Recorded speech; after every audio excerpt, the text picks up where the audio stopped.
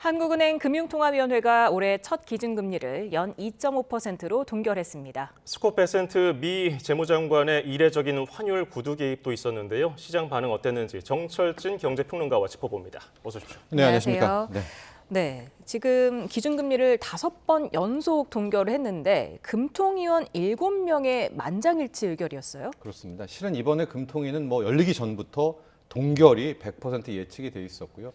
결과적으로 예측대로 나왔고 금통위원도 만장일치 결정이 나왔었는데요. 실은 이번 금통위의 핵심은 동결이냐 인하냐 인상이냐가 아니라 이후에 나오게 될 통화정책 방향을 놨더니 통방문에서 어떤 문구가 들어가고 어떤 문구가 빠질까, 그리고 이후 기자들 앞에선 바로 이창용 총재의 입에선 어떤 이야기들이 나올까가 핵심이었었는데, 일단 전반적으로 전 놓고 보면 상당히 매파적인 그런 느낌을 받았다라는 걸 볼 수가 있겠습니다. 그러니까 금리는 올리지는 못하지만 이제 올해에는 금리 인하는 일단 종료가 되지 않았나, 이런 것도 읽을 수가 있었고요. 기자들 앞에 나섰던 이창용 총재는 굉장히 억울하다는 모습이랄까요? 하나하나 건건이 해명하는 그런 모습도 굉장히 눈에 들어왔었습니다.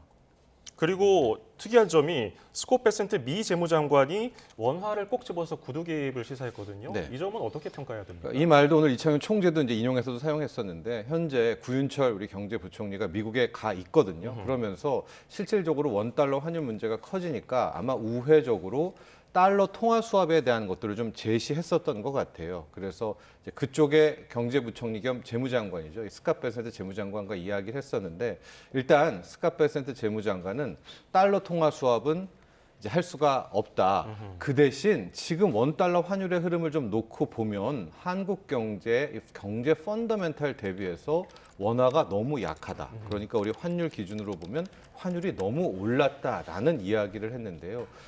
그럴 수도 있겠다 이야기를 하겠지만 이게 상당히 이례적인 발언입니다. 왜냐하면 다른 나라의 재무장관이 우리나라의 환율, 우리나라의 외환 시장에 대해서 적절하다, 적절하지 않다, 부합한다, 안 한다라는 코멘트를 한다는 것이, 글쎄요, 이게 굉장히 이례적인 거거든요. 예. 우리나라 이창용 총재가 일본의 재무성과 만나서 하는 그런 이야기였었는데, 근데 역설적으로도 저 발언이 나오자마자 역외 환율이라고 하죠. 새벽에도 외환 시장이 열리게 되는데, 그때 우리 원달러 환율이 급락, 그러니까 원화 강세가 출현이 돼서요.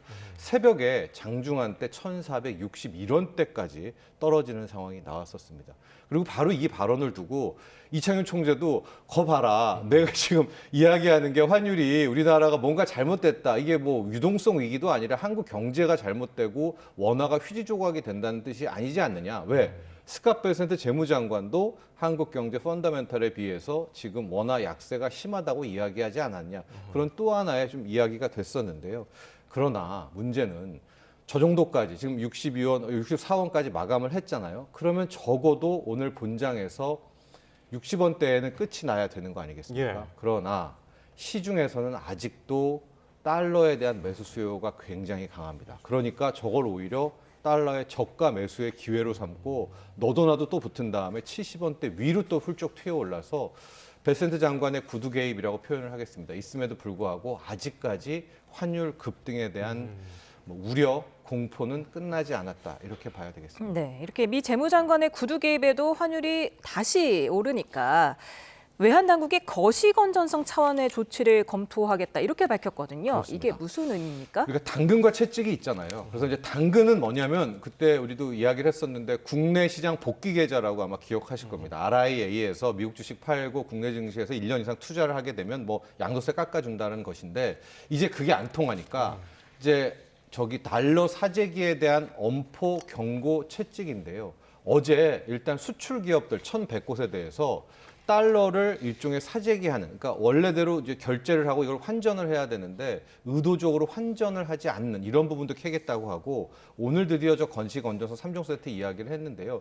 쉽게 말하면 우리나라의 이제 금융기관이라든가 이런 것들에 대한 건전성 테스트를 통해 가지고 과도하게 달러와 외환 거래에 있는 문제점을 해결하겠다라는 겁니다. 가령 이제 증권사를 굉장히 콕 집어서 이야기를 했는데, 증권사 같은 경우에도 이제 외환 거래의 위험성 같은 것들이 있지 않겠습니까? 그것들을 제대로 평가해가지고 잘못된 점을 고쳐잡겠다라는 건데, 여기서 딱 드는 생각이 있죠. 바로 증권사들은 우리나라 서학개미들이 그 미국 주식을 산 하나의 루트가 되는 겁니다. 그렇기 때문에 증권사에서 달러를 사서 들어가는 부분이거든요. 그러니까 거시건정서 3종 세트라는 걸 꺼내 들었을 때 저는 아마도 이제 증권사들이 뭐 해외 주식 마케팅이라든가 미국 주식 좋다라든가 뭐 새 특판을 해서 미국 주식 들어가면 환율 뭐 깎아준다든가 이런 이벤트들이 있지 않습니까? 너네들 이것들 하지 마라. 이제 앞으로 더 서학개미들을 더 요동치게 만들지 마라라는 좀 우회적인 일종의 채찍이 아닌가 이런 생각도 들었습니다. 예, 환율은 이렇게 정신 없는 가운데 코스피는 뭐 10거래일 연속 오르면서 또 사상 최고치 경신했습니다. 4,800선 눈앞에 두고 있는데 이유가 뭐라고 봐야 됩니까? 지금 수급만으로 보면 기관 투자자들입니다. 기관 투자자라 하면 뭐 금융 투자로 되면은 증권사들도 있겠고요. 자산운용사들도 있겠고 그리고 연기금들이 있는데 신년 들어서 외국인들은 오늘은 샀습니다. 오늘은 그나마 환율 효과 때문에 샀지만은 계속해서 큰 폭의 매도를 하고 있는데요.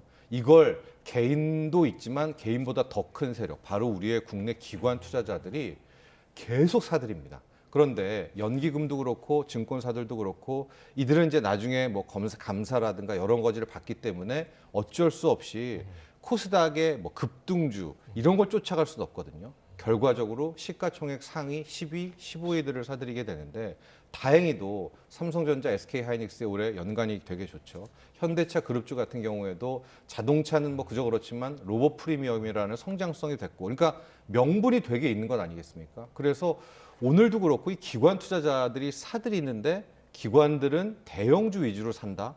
그럼 시가총액 방식의 코스피는 무조건 오르게 되죠. 그래서 오늘도 또 오르면서 자 지금 신년 들어서 단 하루도 빠지지 않고 급등을 하면서 드디어 이제 4,800선, 이제 4,900선, 바로 5,000선이 코앞에 온 상황인데 당초에는 좀 1차 걸림돌이 이제 원래는 간밤에 미국 연방 대법원이 트럼프 상호간세에 대해서 뭐 위헌이냐, 뭐 무효냐, 유효냐 요거 하려고 하지 않았었습니까? 예. 그게 변곡이 될 수도 있겠다라는 생각을 했었는데 실은 이제 그게 또 연기가 되지 않았었습니까? 그러면 당분간 상당히 거칠 것이 없겠고 그렇다면 이 기관 투자자들, 특히 연기금들의 국내 주식 매수가 꺾일 것 같지는 않거든요. 그러면 꽤 수급으로 밀어붙일 수도 있겠다 이렇게 생각이 들었습니다. 네.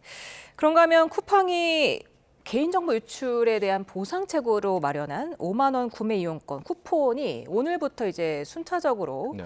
지급이 되고 있는데 되게 까다롭더라고요. 이용하는 게 또 유효 기간도 3개월이 있고 또 그 금액 미만으로 사용했을 때 또 차액 환불이 또 안 되고 여러 네. 가지 제약이 있더라고요. 뭐 전에도 설명했지만 이게 5만 원이지만 5천 원 우리가 말하는 가장 많이 이용하는 상품 5천 원, 쿠팡 이츠가 5천 원, 만 원이고 나머지 2만 원, 2만 원은 트래블이라고 하는 여행, 그 다음에 프리미엄이라고 하는 명품관에 쓸 수가 있거든요. 그러니까 뭐 일반적인 소비자들은 저 5천 원 정도가 사용을 하게 되는데 저 약간의 이제 우회적인 방법들이 좀 공유가 된 거예요. 가령 저 트래블 같은 경우에도 저거를 기프티콘으로 사게 되면 여행 그 홈페이지에 있는 예. 저 2만 원 쓸 수 있다라고 이야기를 했는데 기프티콘으로는 못 바꾼다라고 이야기를 했고 아니 명품관에서도 뭐 만 원짜리 핸드크림 있지 않겠느냐라고 이제 그렇게 얘기를 했는데 차액은 넘을 때지 차액은 다 돌려주지 않는다라고 이야기를 하니까 그 우회적인 통로도 안 된. 그러면 저 2만 원, 2만 원 트래블과 명품관권은 못 쓴다. 그럼 쿠팡이츠 5천 원, 그냥 상품 5천 원 정도다라는 건데 또 문제는요. 3개월을 걸어놓은 거예요. 기간이. 그러니까 예. 너무나 짧잖아요. 3개월이라고 한도는. 그래서 이런 거를 왜 주냐라고 해서 오늘부터 이제 풀리긴 풀렸었는데 아마도 좀 비난과 함께 죽어도 좀 욕먹는 이런 분위기가 연출이 되고 있습니다. 예, 그러면 지금 개인정보 유출 사태 이후에 탈팡이 어느 정도 좀 가시화됐고 명확한 수치로 드러나고 있다는 통계가 나왔거든요. 네, 이 점 이 어떻게 조국 보셨어요? 혁신당 개혁당에서 이제 나왔던 공개한 자료를 보면은요. 예. 숫자는 활성 이제 그 소위 말하는 이용자 수는 줄었다가 또 급증하고 뭐 이런 추세를 보이고 있는데 정보 유출 전 1일부터 19일까지와 19일 다음 날 20일부터 작년 말까지의 이제 기간을 비교해서 결제하고 건수를 봤습니다. 근데 결제액이 보시면은 55억 정도 줄었죠. 한 7.11%가 감소를 했습니다. 근데 저게 건수로 그러니까 금액이 뭐 몇 큰 건이 줄었을 수도 있지 않겠습니까? 예. 그래서 건수도 함께 체크를 해봤는데 건수 역시도 약 7%가 줄어들어서 실질적으로 쿠팡 유출 사태 터지고 나서 한 탈팡이 상당히 가시화된 것들이 수치로 확인이 됐었는데 한 번 더 조사를 해봐야 될 것 같아요. 언제냐? 이제 1월 1일이 됐었잖아요. 1일부터 12일까지를 한 번 더 비교를 해봐야 될 것 같습니다. 왜냐하면 저렇게 일시적으로 탈팡이 나오고 뭐 실제 우리도 얘기했지만 이용자 수가 줄었잖아요. 예. 그러다 신년 들어서 이게 회복 조짐이 보였습니다. 그렇기 때문에 올 1월 1일부터 12월까지의 이 결제 금액과 건수를 한 번 더 비교해 보면 그때 터졌던 이 탈팡에 대한 부분들이 얼만큼 지금 뭐 파급 효과가 있고 지속됐는지를 더 명확하게 알 수 있을 것 같습니다. 사실 통상 연말 특수로 12월은 보통 유통업체 매출이 증가하는 시기 아닙니까? 네. 7%가 줄었다고는 하나 만약에 그 전년도 12월과 비교해 봤을 때는 어땠을까요? 그렇죠. 전년도 12월과 비교해서 확연히 줄어든 게 맞는데 문제는 여기서 줄었다면 다른 쪽 네이버 앱스토어라든가 다른 이제 이쪽 이 커머스 쪽에서의 이게 상품이 늘어나야 되잖아요. 소비가. 그게 지금 안 나오고 있기 때문에 원래 탈팡이라고 하면 완전 떠나려고 하면 이제 안 사. 그리고 나는 새로운 여기를 단골로 삼을 거야라는 조짐이 있어야 되는 건데 일시적으로 안 샀다가 또 사면 이건 이제 이야기하는 탈팡의 또 뭐 근본 그런 것들은 아니지 않겠습니까? 예. 그래서 뭐 실질적으로 1일부터 10일 그리고 타사 다른 앱스토어의 매출까지도 함께 체크를 해봐야 지금 우리 사회에서의 탈팡에 대한 분위기를 정확히 알 수 있을 것 같습니다. 예, 오늘 도움 말씀 여기까지 듣죠. 정철진 경제평론가였습니다. 고맙습니다. 감사합니다.